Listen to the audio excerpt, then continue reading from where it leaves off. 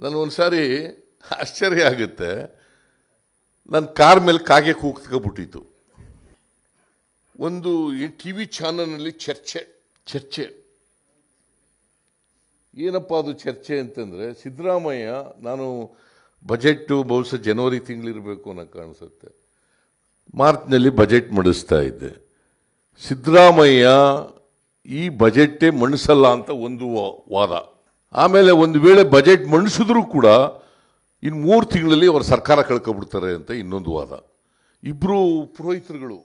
ಆಮೇಲೆ ಅದಾದಮೇಲೆ ನಾನು ಇನ್ನು 2 ವರ್ಷ ಚೀಫ್ ಮಿನಿಸ್ಟರ್ ಆಗಿದ್ದೆ. ನಾನು ನೋಡಿ ಎಷ್ಟು ಸುಳ್ಳು ಜನರ ಮುಂದೆ ಇಡ್ತಕ್ಕಂಥ ಪ್ರಯತ್ನ ನಡೀತು. ಇಂಥವೆಲ್ಲ ಮಾಡಬೇಕಾ? ಇದು ಇದನ್ನು ಮಾಧ್ಯಮದವರು ಅಂತ ಮಾಧ್ಯಮ ಸುದ್ದಿ ಅಂತ ಹೇಳೋಕ್ಕಾಗತ್ತಾ?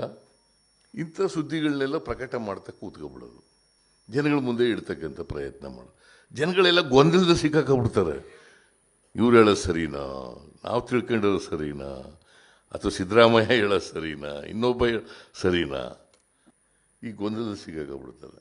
ಅದಕ್ಕೆ ವಸ್ತುನಿಷ್ಠವಾಗಿ ವಿಚಾರಗಳನ್ನು ಜನರ ಮುಂದೆ ಇಡ್ತಕ್ಕಂಥ ಪ್ರಯತ್ನವನ್ನು ಮಾಡಬೇಕು. ನಿಮಗೆಲ್ಲ ಸಹಾಯ ಮಾಡೋಣ. ಈಗ ಹಳ್ಳಿಗಾಡಿನಲ್ಲಿ ಇರ್ತಕ್ಕಂಥ ಜರ್ನಲಿಸ್ಟ್ಗಳಿಗೆಲ್ಲ ಬಸ್ ಪಾಸ್ ಬೇಕು ಅಂತ ಈ ಶಿವಾನಂದ ಯಾವಾಗಲೂ ನನಗೆ ಹಿಡಿತಿದ್ದ. ಆಯ್ತಪ್ಪ ಮಾಡ್ಕೊಳ್ಳೋಣ ಅಂತ ಹೇಳಿ ಮಾಡಿಕೊಟ್ಟಿದ್ದೀನಿ. ನಾಟ್ ದಟ್ ನನ್ನ ಪರ್ವ ಬರೀರಿ ಅಂತಲೆಲ್ಲ ಮಾಡಿಕೊಟ್ಟಿರೋದು, ನಮ್ಮ ಸರ್ಕಾರದ ಪರ್ವ ಬರೀರಿ ಅಂತಲೆಲ್ಲ.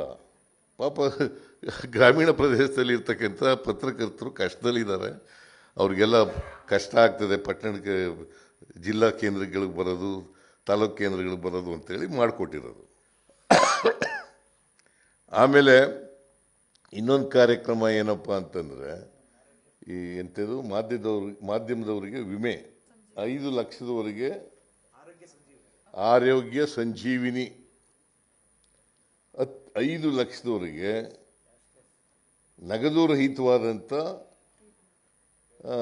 ಟ್ರೀಟ್ಮೆಂಟು, ಅದನ್ನು ಕೂಡ ಮಾಡಿಕೊಡ್ಬೇಕು ಅಂತ ಮಾಧ್ಯಮದವರು ಕೇಳ್ತಾ ಇದ್ದರು. ಅದನ್ನು ಮಾಡಿಕೊಟ್ಟಿದ್ದೀವಿ. ಇನ್ನೂ ಏನಾದರೂ ಜನಪರವಾದಂಥ ಕಾರ್ಯಕ್ರಮ ಮಾಡ್ಕೊಳ್ಳೋಣ, ಆದರೆ ಸುಳ್ಳನ್ನು ಮಾತ್ರ ಬರೆಯೋಕ್ಕೆ ಹೋಗಬೇಡಿ.